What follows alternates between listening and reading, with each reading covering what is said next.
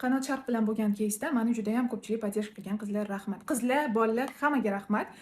Qanot Sharq hatto mani direktimdan ham yozdi, lekin muammoyimni hal qilib bera olmadi. Aeroportga borganimdan keyin baribir bitta bagajga qo'shimcha $100 to'ladim.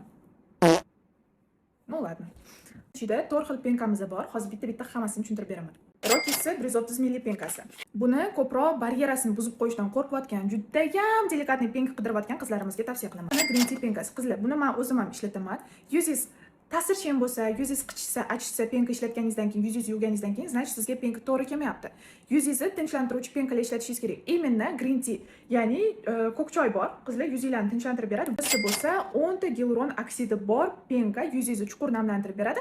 Yuzingizni yuvganingizdan keyin qurib, tirishib, suv ham tez shimilib qolgan bo'lsa, imенно shu penkani bitta ishlatib ko'ringlar. Uchtasi bittada bo'lgan penka. Gidrofilniy sherbet, gidrofilniy maslo kerak emas, penka kerak emas, и piling ham kerak emas. Piling deganda shilib, жесткий piling emas, juda ham легкий piling, черные точкаlarni постепенно tozalab boradi.